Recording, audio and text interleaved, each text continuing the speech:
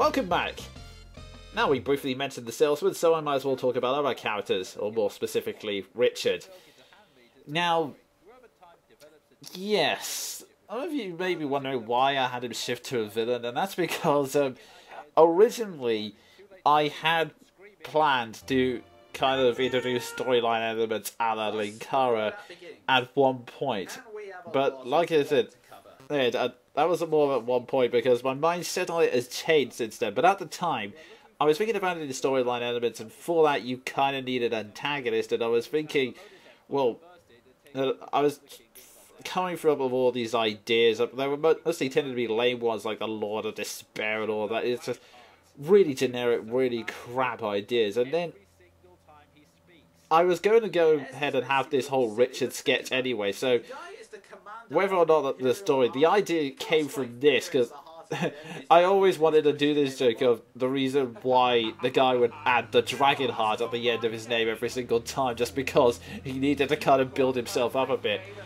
But yeah, after that I was thinking maybe I could turn it into a running joke. I mean, I have this guy who's trying to be an evil conqueror with his silly name and everything.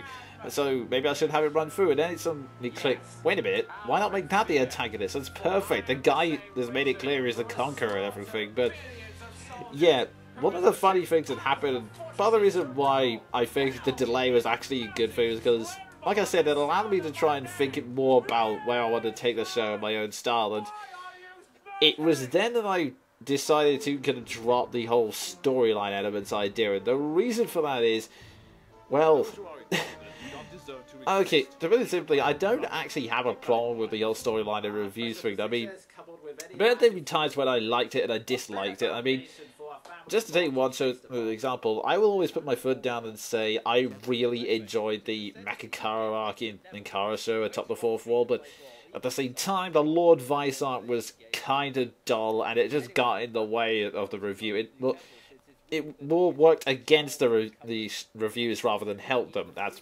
all I'll say on that. But yeah, I'm sure all is. I eventually decided against doing it in my thing because, well, I hadn't really set myself up as a show with storylines in it, and it would be a very weak excuse for me to just suddenly bring them in now.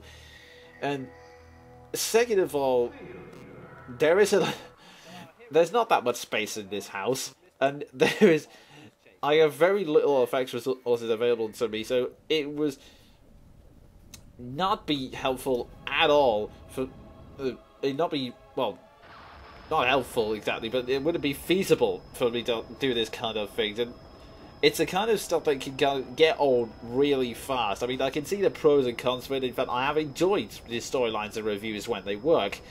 But a lot of the time they don't, and it often just annoys people, and I'd rather not piss off my fans needlessly. So, yeah, I've decided to go with the direction I have. Richard's kind of more of a parody that I tend to have him more as a failure villain, in that he's constantly trying to start story arcs, or at least I'd say he's more like Dr. Evil, but less successful. He's constantly trying to start dramatic villain plots, but fails miserably every single time. But, yeah, that's...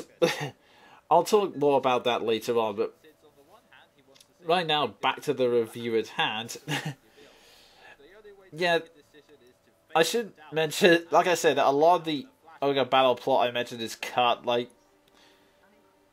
The whole Ymil and Magnus thing had a lot more significance because there was this whole thing where Magnus left the academy, left Ymil on his own in order to join the Soldier Academy to find out who he is after failing to protect him and all of that. But that said, there are still some elements that don't make sense. Like, well, maybe not make sense, but are just amusing. Like this little rant here where I brought up the Covenant's issues, and actually, that's one of Sven's favourite jokes in the review, mostly because, to quote him, he never really thought about it like that, which, it's one of those things I didn't think about the first time, but it's only when, on the second playthrough, when I realised, hang on a minute, that's probably the sort of all the childhood, but, yeah, although I do like Ogre Battle as a story overall, there are many fantastic moments like this where Mari just has this complete freak out, and then just regrets it instantly, which just... I actually had several takes of this line, and yeah, even now I'm not 100% sure whether that works or not, because there were various just like, well, it's a little late to regret that now, etc. But it's one of those things where you just... it's one of those things where sometimes you just have to go with which take works. I mean, that one, I take just seems to be the one that fit the context that was, well, less harsh. I don't know. I think that's kind of another the fate. I'm one of those artists who's constantly beating themselves up over their own work. Although there is a phrase of always accept the blame, never accept the praise, or something like that. Which, you know, I think it's the other way you improve if you keep up that attitude.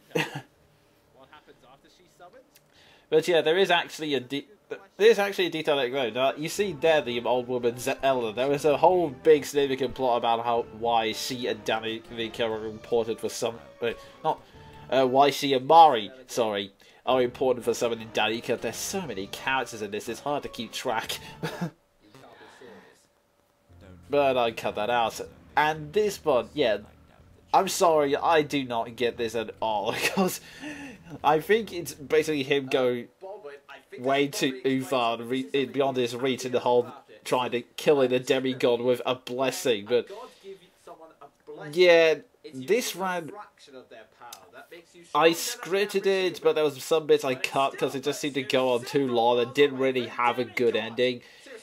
And not a bit, and even now, I'm still not 100% happy with it. I feel it could have been slightly better. Although I'm not sure. Maybe if I put a little bit more time into scripting some of the jokes, it would have built off. But I think sometimes it's maybe better to just let the idiocy, you know, some lines like that carry on through. But yeah, I actually, like I said, I do like conversation about this, but this is also one joke that saves a lot through planning stages, although this one I am kind of proud of, because I always planned to just let this bit run straight on, with Baldwin doing his fantastic grab me the ultimate power kind of thing, and then being tossed aside. But originally the joke was that I was gonna put in the Mortal Kombat game over of "Wahahaha, you suck," but not only did it seem completely out of context, it kind of overran with the clip where it then had Danica got a clutch in her hand, so I could never get the timing right. So I switched to the Blackadder clip, and honestly, it worked because I think it just summed up the entire thing. The flaw of the plan, it was bollocks. It was never going to work. So yeah, I think it's gonna work as a better punchline. In fact, maybe I should have just gone with that for the whole I will kill a demigod plan. Oh, but yeah, the chaos theme.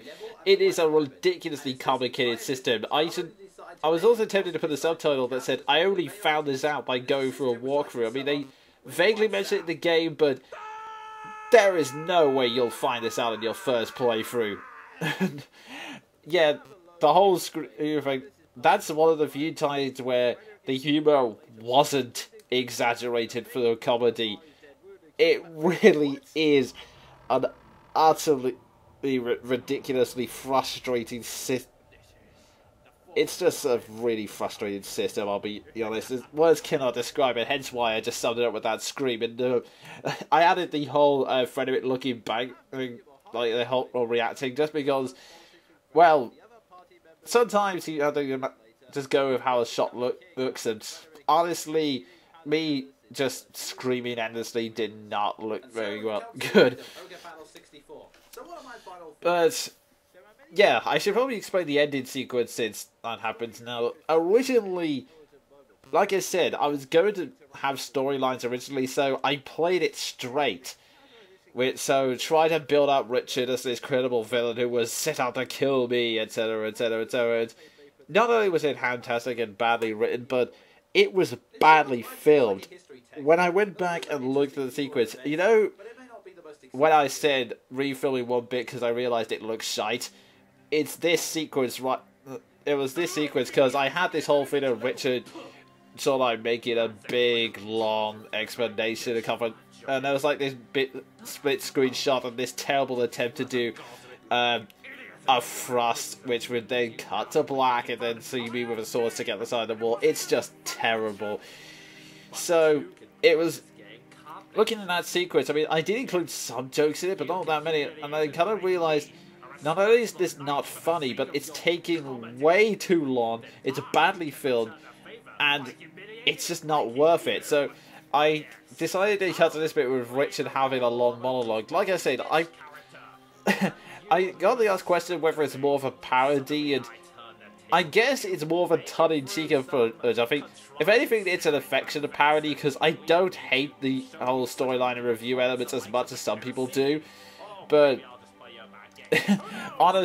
but yeah, I can actually confirm Richard like this, where he's more of a bumbling failure rather than a serious dark threat. Like, there will be occasional appearances by Richard where he does appear and antagonize me, or just or tries to unbind a condition, but it will mostly just be in the context of that review. He'll mostly just try something in the middle of the review to either put a unique spin on it for comedic effect, or just like appear briefly in the sketch, or maybe just having like Dr. Evil or maybe someone else just pop in and say, "You can't do that, you have to do this as a villain," like you know, just rant for just about how a villain's doing certain things wrong, or maybe just having falling over and being silly, because heck, that's what Richard is. So yeah, that's what I really have for Richard. Just a bit of a just a goof who always fails. That's pretty much the best way for it. And yes, thanks to Sven for both the voice work and the request. That helped me out a lot. You have no idea. I really enjoyed doing this. And I probably could ramble more about this review and my feelings for Plans Richard in general, but I won't. That's the end of this review, and I guess I'll end this commentary with one of Richard's lines and one of Sven's personal favourites. No, my helmet!